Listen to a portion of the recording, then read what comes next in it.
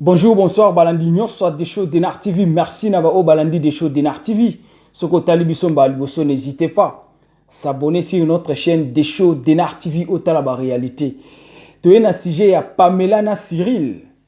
Mama ya bana misato akimi libala sundoli bana. Sundoli bango pourquoi zala branché na pesa au détail. Et salima wa pasi na soni. Komona bande kwa basi ndenge bazo sala ba acte moko o ezopesa confusion na mokili. Komona mama bana misato akimi libala a préféré akendolanda un homme marié à côté. Quelle confusion. Ngando akimi mbula na ebale. Na fungoleli o parenthèse moko rapidement pour comprendre. Nengena lo baboy. Oyebi eza pasi komona mwasi babimisio na kati ya libala. Okimi libala na bana ndenge wana misato tiki bango po olanda mobali moko boye un homme marié à côté. Est-ce que tu es sûr que côté okei avenir eza? Je crois non. Parce que mobali wana tango azozwa yo na bana misato ayibi penda ki azio na ndako ya libala. Ake na yo soit disant que ya lingi yo po bala o mama oza sûr? Non, moi je dirais non. C'est-à-dire mobali wana a considéré yo ka ndumba. Parce que longoli o diana maboko ya mutu na bana misato bana mike ndenge wana misato otiki bango. Est-ce que tu es sûr mutu oyo landi ye pendande mobali no mutu oyo landi oza sûr akobala yo? Je crois pas. Nakangi parenthèse na lingaki na peso parenthèse wana pour comprendre. Pourquoi na lobi ndenge wana toke toujours na détail pour comprendre. Na kolinga avant tokende na ba détail wana na pesa yo ba audio ndenge eleki entre Pamela na Cyril pour to développer mouke toye ba na comprendre qu'est-ce qui se passe entre Pamela na Cyril. Yoka réponse ya Pamela topé ba défense o Pamela asali pas ya Cyril o yoki kozala comme raison o Pamela Monica okiko kima libala atika bana misato toyoka nanu Pamela et bongo tokende yoka Cyril yoka. Cyril, bonsoir. Minono Nangaïka Sana, tu es agité dans tous les sens. Depuis le début, je ne t'ai pas répondu. Parce que je te prends pour un imbécile. C'est ce que tu es. Je te le dis. Tu ne peux pas commencer à aller qualifier les gens. Tu leur mets des histoires sur le dos. Tu vas devoir prouver devant tout le monde, devant le monde entier. Ou est-ce que toi, tu m'as déjà vu avec Serge en train de coucher ensemble ou même dans un restaurant. Là. Et puis deuxièmement, sache que tu es dévoilé. Tout, et puis les messages que tu viens de m'envoyer là, je vais les montrer devant la justice. On va t'arrêter. Je te le dis. Tous les criminels que tu as payé, même celui que tu avais envoyé ici chez nous, il y a 3 jours, pour prendre l'arme des militaires, il n'a pas réussi. Je crois qu'il est venu te dire. Tout ce que tu es en train de faire, Cyril, on est au courant. Tu ne prendras la vie de personne. Là où tu m'avais mis là, je suis déjà sorti. Tu ne vas plus m'utiliser. Mon étoile là, tu la verras plus. Tu es un sorcier dévoilé. Ce que tu essayes de faire, ça ne va plus marcher. Et tous les renseignements que tu es en train de prendre aux chaumières, aux quoi, tout ça, ça va te faire tomber. Toi, tu penses que la justice, c'est pour ton père. Comme tu as dit que le parquet général, c'est ta maison. C'est là que toi et moi, on va finir. Je te dis trop, c'est trop. Considère-moi Shina Baba, Shina Mama. Maintenant, c'est toi et moi. Je me bats pour ma vie. Je te dis, Cyril, place, il ne faut pas na kota, na kokota, pour que toi, tu me laisses tranquille. Parce que moi, quand on m'a accouché par ma mère, on ne m'a pas donné un cadeau pour toi, ou en holocauste. Cherche quelqu'un d'autre. Tu as combien de concubines? Tu as combien de femmes? Pourquoi tu n'en prends pas une? Tu es en train de suivre la prostituée, celle qui a des fétiches. Pourquoi tu me suis? Laisse-moi tranquille, laisse ma vie tranquille. Toi et moi, rendez-vous devant la justice. Considère ça comme ça. Et que tes menaces là, garde-les pour toi. Idiot. Voilà, un idiot dit Pamela Alobi, un idiot. Voilà, to suki wana po na Pamela, to yoka Cyril Mouke, après to na développement. Tu me fais rire. Quand je t'ai connu, ça faisait 10 ans que j'étais contrôleur. 10 ans. Donc tu vois que tu racontes des bêtises pour te couvrir. Des bêtises. J'avais une Mercedes qui venait de faire un accident. Moins d'1 mois avant de te connaître, il était tout à fait normal qu'Eric soit là. Et j'ai loué une Jeep à $800 chaque mois. Ça te dérangeait parce que je payais $800 chaque mois. Si tes souvenirs sont bons et tu allais avec à l'école. Et j'ai acheté une ML, j'ai acheté une Mercedes compresseur grise. Tu t'en es réjoui. Donc avant d'ouvrir ta bouche, il faut réfléchir. Celui qui n'avait rien, il t'habillait à combien? Combien j'ai dépensé pour t'habiller? réfléchir combien je dépensais pour nourrir ta famille, pour payer vos études. Moi qui n'avais rien, comment je le faisais? Réfléchir, un contrôleur de douane au Katanga, c'était pas un petit monsieur. Donc avant de parler, il faut beaucoup réfléchir. Beaucoup. Qu'est-ce que tu as apporté, toi? Lorsque j'ai été muté à Kinshasa, j'allais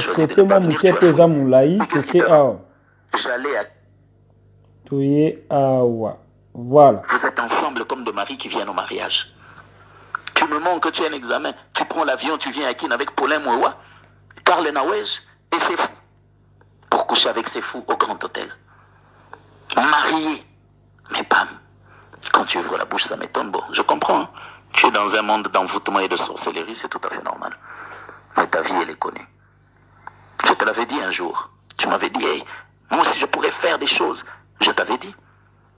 Que tu les fasses aujourd'hui, ça ne sera pas la première fois, ça ne sera pas un miracle. Quel effet ça aura?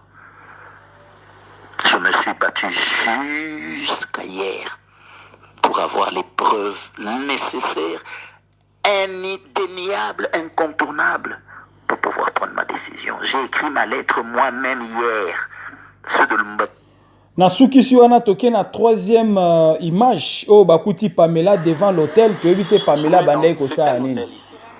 Yé na hôtel. Un marché de bois. Moi, ton mari, je ne suis pas au courant. Tu es rentré à 3h du matin. Tu es rentré à 3h du matin, n'est-ce pas? Est-ce que je suis encore chez toi?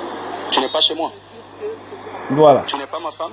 Donc, nakosuk sana nuana poto sa nabino ba analyse et senga kina moni sayo moi ba synthèse ya maloba mobile na maloba mwasi na moni siope image ya mwasi ne ba ke kangaye na hôtel. J'espère ba image ya Pamela eza déjà ébélé sur les réseaux sociaux. Na oki ko chanyo sauter surtout o ya bana to oki ko chatter parce que ko publier bana ce n'est pas permis en réseaux sociaux, même sur YouTube soko che ce n'est pas permis ba okanga vidéo, mais au moins bana Pamela ba tikali na papa na bango ba ole la Pamela zonga. Voilà, des shows d'Enar TV, ni pour ni contre, rouge comme rouge, noir comme noir. Voilà notre ambition sur des shows d'Enar TV, des shows d'Enar TV au centre. On est là, rien que la vérité. Oyebi, eza mawa pasi na soni. Bana baso ya boyi, balingi mibali ka sima ba intérêt. Parce que soko tali ba déclaration ya Cyril Mobali ya Pamela. C'est-à-dire abandina Pamela mwakala, ça fait 10 ans. Bazana Pamela selon ba audio, ayebi Pamela ça fait 10 ans. Baboti bana misato. C'est-à-dire abandaki koyoka mambo Pamela après, parce que soka yeba ki yango avant que babala na, je crois qu'il y a bala Pamela te. C'est-à-dire aye ko comprendre Pamela bien nanda kwa libala. Car ndenga lobi mwasi ya ndenge nini ozozwa avion oke tina Kinshasa ozokendo lala na mibali. Yaya o basi ya lelo ba obanga makambu te. C'est-à-dire Pamela abandaki kozwa avion azokendo lala na mibali tina Kinshasa. Mwasi a mati avion ki ko panza na likolo okufi pona okendo lande kobo. Pona okelanda sentiment ya nzoto. Mwasi ya libala. Marié ou pas, mobali obo vandi na ede na ndako. Na bana déjà na kati moko mibale misato. Yaya marié ou pas oza mwasi ya mutu. C'est ça, en clair. Voir même mobali kako bo vandi na ndako, même bobo tite yaya soki bosi bo 8 ans, oza mwasi ya mutu. Kogangela batute na ba audio non obalanga te, est-ce que balanga non. Mobali obo vandi na ye déjà na ndako bo 8 ans, avoir les enfants ou pas, oza mwasi ya batu. Également mobali. Mais esali mawa pasi na soni ko ka ndenge Cyril azole la pona Pamela zo matavion Lubumbashi, Kinshasa. Kaka pona okende ko lala na mibali. Yango mwasi ya nzoto moto boye, mwasi ya ndenge nini. Mwasi ya nzoto moto boye, mwasi ya lingi ngibi lokola mobali. Mais c'est horrible. Comment ki koza un esprit ya boye na ndako libala, mama ya bana. Ce que totali ba audio ya Cyril a aidé Pamela. Il y a aucun débat classe, a fouteni ba classe, ba mambo belé a aidé à sali ba contribution na famille ya Pamela. Mais par la fin, Pamela a payé kaka monnaie de singe. A foutu na monnaie de singe, a foutu li futa mboa. Et sali bien te sali mawa pasi na son. Et là on y tenga to lo banakati yaya. Et là koni ezo sala na ba fille ya lelo. Et puis ce qui totali bien na fungoli parenthèse mususu rapidement pour comprendre. Oyebi basi nyonso balanda mibali sima ba intérêt. Suke suka kaka ndenge suki wana. Parce que ce qu'on a bien dengue Cyril a sa explication et a vie à Pamela, ça montre que Pamela a une fille de matériel. Aza moi si oyo azolanda mibali pona ba intérêt, pona ba bien matériel. Po to mona ekoto mso azo filmer na ba vidéo alobi tala po alandi ndako mutatongi ndako, je ne sais pas ya combien de niveaux na mituka. Mais en même temps mobali ya Pamela pe azana mutuka, mobali ya Pamela pe azana moi vie ya bien. Mais question ezani ni bato nyonso. Basi ozomona ba basi moko ya ba esprit d'intérêt. Yaya soko zolinga mwasi ke mwasi wana zolando pona esprit d'intérêt. Yeba ke liboso na bino obstacle ezali. Yaya bolingo ezalaka pona mbongo te, bolingo ezalaka pona ba bien te. Bolingo eza batumi bale balinga na mutema. Le reste yé après. Mais comment na ba comportement ya basi lokola ba Pamela, eza basi moko boy bazo comment dirais-je, bazo traumatiser mitu ya mibali. Parce que kota la bana o Pamela atiki. Atiki mwana mususu ya suka za muke, je ne sais pas balobi combien d'âge na bosani et puis mususu avant dernier, même yana bango babia za soki na 8 ans, soki 8 ans, je suis sûr c'est 8 ans. Mais c'est horrible, moi, na 8 ans, je suis allé et puis suka. Tant de bana na ba exposé bango na ba réseaux sociaux. Et ça li bien te. Bande ko basi bazo luka nini na vie ya lelo. Lelo bana basi ba komi prêt à tout juste pour l'argent. Et surtout bana basi bazaka mema kilo ya famille. Elles sont prêtes à tout pour nourrir sa famille. Elles sont prêtes à tout, à vendre même leur corps pour nourrir leur famille. C'est ça aussi le problème. Bana basi ba komi ba marchandise pour na mabota na bango, c'est-à-dire pour aller sa papa na maman, moi si a commis marchandise, fille a commis marchandise. C'est ça aussi le problème. Et ça li mawapasi na so ni komona ke Cyril ake kokuta Pamela liboso ya hôtel. Pamela le munoko azangi maloba. Et ça na vidéo mususu oti komona Pamela azobima na boîte de nuit. Bazo kendo tike na ndako avec des policiers ba kotie na voiture pour azonga. Moi si ya mutu, mama ya bana. Yayo moni baso ya ba français belé. Bango pe ba problématique. Moi baso ya ba français belé ba problématique ya. Omoni baso ya ba pembe, baso ya ba problème belé na mibalo. Eza baso ba oluka toujours ba intérêt, c'est-à-dire alanda ki douanier oyo Cyril, tanga mona ki na débit ezala ki bien, mais un moment ki ko mona oyo aleki Cyril alinga ki malibala. Ya ona tuna ki na ebandeli. Oza sir, mama bana misato, mobali ya ki miso libala. Pour qu'il ne kota pas naïe. Vous êtes sûr que tu as la considération? Tu es sûr que tu seras considéré? Car à n'engue batuna koto okei, est-ce qu'à venir ezali? Est-ce que Pamela koto zo kende? Poti kabana misato, est-ce qu'à venir eza? Est-ce que tu crois que maman bana misato, babo misao libala, ou sundo libana? Mobalo azo bo miso libala, tu crois qu'il a zo considéré? Non. Ok, non kaka comme un instrument de sexe, soka sakani ti ndenga kolinga, aotiko kaka. Clair et net, moi c'est abattu. Moi c'est libala, ba bimisio na libala. Yaya ato lobi ke no tozaki de ana mobali yango abalanga te toni nani yaya babimaka bongo te. Luka bo kabwana na mutu, bo silani, bozui conclusion pour na bana bino soit mobali atikali na bana ou soit moi c'est akena bana comme ça là chacun est libre de faire ce qu'il veut. À ce moment chacun est libre de faire sa vie. Mais tant on a nous se séparer, c'est pratiquement impossible. Aucun n'est pas mobile moussous. Ça va causer du tort. Également, n'est pas Pamela sali. Et ça li bien te, ça li passe. Ba maman est belé, ba regretter. Ba maman ba leli na histoire ya Pamela na Cyril. Maman ya bana misat. O kimi ni bala. O tiki bana misat. O landinda ko po batongi nda kwa batongi batongi lo comment dirais-je? Po batongi immeuble. Olandi mobile po mobile wana tongi immeuble. Est-ce que okanisi immeuble wana ndenge oke kokota libala pa mobile wana nde ba pesio immeuble wana? Mais basi bomona ramblobité. Basi bomona ka sikoyo yaya. Mobile yo kutie na immeuble wana na mituka na ye azape déjà na mwasi. Tu es sûr que immeuble wana ba ozo ba pesi Pamela. Mituka wana ba ozo ba pesio non yaya. Biloko abatu. Ba matériel ya batu. Yango kande ko bomisio libalo tika bana misato landa mobile mususu. Et ça lui ko moi personnellement natali vidéo on a regretté. Na kamwe commande ko moi ça ko réagir de la sorte. Et puis na bana ba on ba publier ndingo na ba réseaux sociaux et ça li bien té et ça li soni na ko kamwa. Na kangi parenthèse wana toké na deuxième parenthèse. Parenthèse bendinge na lobaki côté Cyril. Oyebi soki tozongi pe d'un côté, oui Pamela sali mabe na uti ko loba mais basi pe bazo sibir na mabala. Basi bazo subir ba choc, basi baza utiliser, baza menacer na mabala. basi baza abusé na kati ya mabala na mibali na bango. Est-ce que tu kozala pe sir ou bien toko lo bandeni et tu kozala pe pour rien ka be Pamela la muki tongo mo be pa kimi bana ne akei? Non yaya.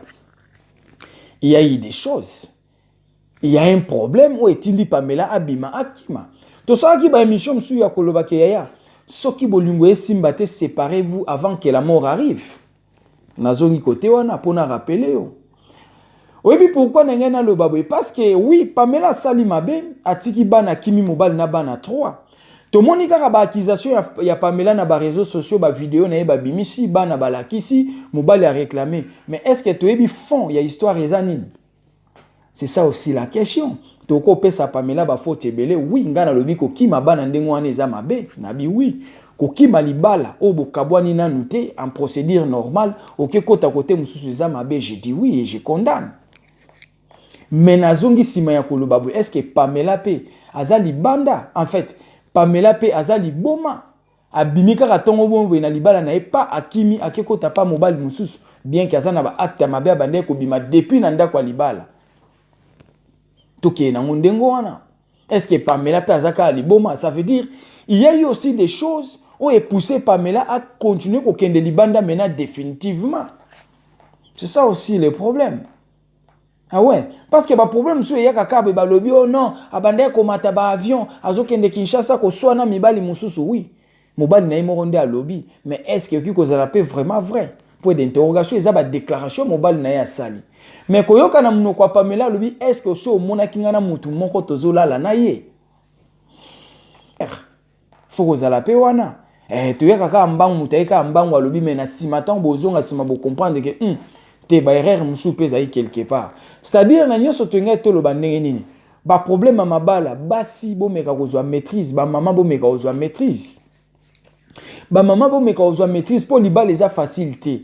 Surtout plus na ba fi o bazola na mabala intérêt. Libala nyoso ya intérêt, suka nango suka kakaka boy. Ndenge sukeli Pamela na Cyril.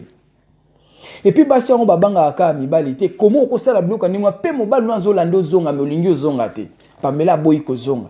Et ça lima wapasi na soni ba maman ba lobi des shows de Nar TV zoa la kisa peka bande comme sous ba mona na mona ki histoire a Pamela o kala na ba réseaux sociaux menande ko lukana luka moi ba preuve mususu o kozala bien et pe sa support na émission tant on a vu ba audio na bango et pe singa kilo ya o sala ba émission poto sala analyse bien Pamela azo réclamé par naye mobile pas azo réclamé par naye qui a raison qui a tort mais sauf que to monika ba vidéo et bimi ba audio et bimi yaya mabala et ça n'a pas problème ebele surtout mabala ya intérêt. Voilà les conséquences. Ozoya ko boma ba famille ebele ba conséquences eza ebele tant ozolanda mobali pona ba intérêt lobi tant ba intérêt wana ezalate rokima. Tant ozolanda mobali pona ba intérêt tant omona intérêt supérieur au rokima ok na intérêt supérieur. Ezo sala bien te et salima wa pasi na son komona Pamela mama ya bana misato atiki bana misato kwa kendo kota libala et sali bien te face au monde. Face à la communauté congolaise, et ça libienté. Voilà. Donc, et ça libienté. Et ça libienté. Alors, il y a un autre qui a la situation. Toyoki mena kati kuna ba problème ezebele. Tant que Toyoki non penda Pamela mingite, mais to moni ba vidéo mobile ya bimisi. Toyoki ba déclaration mobile ya lobby Pamela kenda a Kinshasa kolala na mibali Pamela bima libanda. Oui, amoni Pamela na ba boîte. Oui, amoni Pamela liboso ba hôtel. Mais et que ça la peut bientôt yo ka attendre que moi si que ça la peut bien tantôt ba raison sous ses alliés oh moi si a kokipe ko lobango boyete oh sali ka ki malibala on ne sait jamais tu vois il y a un moni er mo bosse to na ba analyse faut bien visionner les choses au tali penda bien oh bali bosso eza pa simeza ke ba ko kanganyoka na katikati des choses de Nar TV ni pour ni contre rouge comme rouge noir comme noir voilà notre ambition sur des choses de Nar TV. Des shows de Nar TV au centre. On est là rien que la vérité. Yoka, ce que talingamba aliboso n'hésitez pas à s'abonner sur notre chaîne des shows de Nar TV. Au talakaba réalité, ce que sujet ya bien. Benga biso na des shows de Nar TV, pesa biso sujet na auto le belango ego sala bien. Photo, vidéo, bref. Tinda tout ça na ba sujet ego sala bien et aider bande comme sous. O comme lui comme la bangote. Ezala ki abino humble serviteur. L'homme de bonne foi, Zala Bronchi, par émission Ezakoya. Ciao. Des shows de Nar TV, on a koyoka bansango. masango ya mboka ye, masango ya Afrika ye, masango ya Europa ye, masango ya mokili mobimba. Deshodina TV, ona koyoka bansango, masango ya mboka ye, masango ya Afrika ye, masango ya Europa ye, masango ya mokili mobimba.